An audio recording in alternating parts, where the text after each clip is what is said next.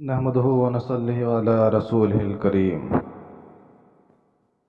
حضور اکرم صلی اللہ علیہ وسلم کا رات بھر روتے رہنا۔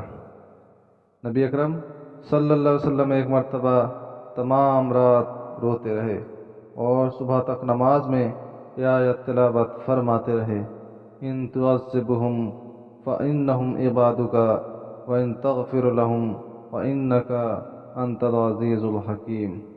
سورہ مائدہ آیت نمبر 118۔ اے اللہ، اگر آپ ان کو سزا دیں جب بھی آپ مختار ہیں کہ آپ کے بندے ہیں اور آپ ان کے مالک، اور مالک کو حق ہے کہ بندوں کے جرائم پر سزا دے، اور اگر آپ ان کو معاف فرما دیں تو بھی آپ مختار ہیں کہ آپ زبردست قدرت والے ہیں، تو معافی بھی قدرت ہے، تو معافی پر بھی قدرت ہے، اور حکمت والے ہیں تو معافی بھی حکمت کے موافق ہوگی۔ امام اعظم کے متعلق بھی نقل کیا گیا ہے، وہ ایک شب تمام رات امتاز اليوم ایھا المجرمون سورہ یاسین آیت نمبر 59 پڑھتے رہے اور روتے رہے۔ مطلب آیت شریفہ کا یہ ہے کہ قیامت کے دن مجرموں کو حکم ہوگا کہ دنیا میں تو سب ملے جلے رہے، مگر آج مجرم لوگ سب الگ ہو جائیں اور غیر مجرم میں علیحدہ۔ اس حکم کو سن کر جتنا بھی رویا جائے تھوڑا ہے کہ نہ معلوم اپنا شمار مجرموں میں ہوگا یا فرما برداروں میں۔ حضرت ابوبکر رضی اللہ عنہ پر اللہ کا ڈر۔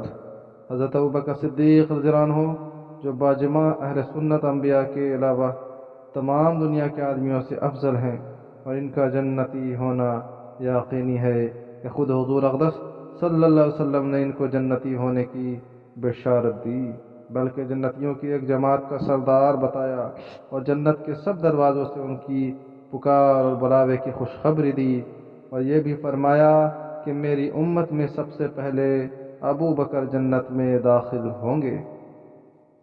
اس سب کے باوجود فرمایا کرتے کہ کاش میں کوئی درخت ہوتا جو کاٹ دیا جاتا، کبھی فرماتے کاش میں کوئی گھاس ہوتا کہ جانور اس کو کھا لیتے، کبھی فرماتے کاش میں کسی مومن کے بدن کا بال ہوتا۔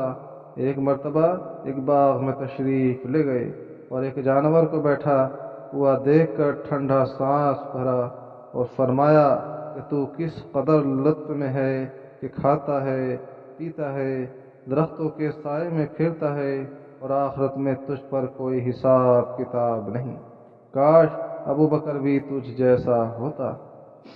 ربیہ سلمہ رضی اللہ عنہ کہتے ہیں کہ ایک مرتبہ کسی بات پر مجھ میں اور حضرت ابوبکر میں کچھ بات بڑھ گئی، اور انہوں نے مجھے کوئی سخت لفظ کہہ دیا جو مجھے ناگوار گزرا۔ فوراً ان کو خیال ہوا، مجھ سے فرمایا کہ تو بھی مجھے کہہ دے تاکہ بدلہ ہو جائے۔ میں نے کہنے سے انکار کیا تو انہوں نے فرمایا یا تو کہہ لو ورنہ میں حضور اقدس صلی اللہ علیہ وسلم سے آیا جا کر عرض کروں گا۔ میں نے اس پر بھی جوابی لفظ کہنے سے انکار کیا، وہ تو اٹھ کر چلے گئے۔ بنو اسلم کے کچھ لوگ آئے اور کہنے لگے یہ بھی اچھی بات ہے کہ خود ہی تو زیادتی کی اور خود ہی الٹی حضور صلی اللہ علیہ وسلم سے شکایت کریں۔ میں نے کہا تم جانتے بھی ہو یہ کون ہیں؟ یہ ابو بکر صدیق ہیں، اگر یہ خفا ہو گئے تو اللہ کا لاڈلا رسول مجھ سے خفا ہو جائے گا، اور اس کی خفگی سے اللہ تعالی شانہ ناراض ہو جائیں گے۔ تو ربیہ کی ہلاکت میں کیا تردد ہے؟ اس کے بعد میں حضور اقدس صلی اللہ علیہ وسلم کی خدمت میں حاضر ہوا اور قصہ عرض کیا۔ حضور صلی اللہ علیہ وسلم نے فرمایا کہ ٹھیک ہے، تجھے جواب میں اور بدلہ میں کہنا نہیں چاہیے، البتہ اس کے بدلے میں یوں کہے کہ اے ابو بکر اللہ تمہیں معاف فرما دے۔ یہ ہے اللہ کا خوف۔ ایک معمولی سے کلمہ میں حضرت ابوبکر صدیق کو بدلہ کا اس قدر فکر اور اہتمام ہوا کہ اول خود درخواست کی اور پھر حضور صلی اللہ علیہ وسلم کے واسطہ سے اس کا ارادہ فرمایا کہ ربیہ بدلہ لے لے۔ آج ہم سینکڑوں باتیں ایک دوسرے کو کہہ دیتے ہیں، اس کا خیال بھی نہیں ہوتا کہ اس کا آخرت میں بدلہ بھی لیا جائے گا یا حساب کتاب بھی ہوگا۔ اللہ تعالی ہم لوگ کو کہنے سننے سے زیادہ عمل کی توفیق عطا فرمائے۔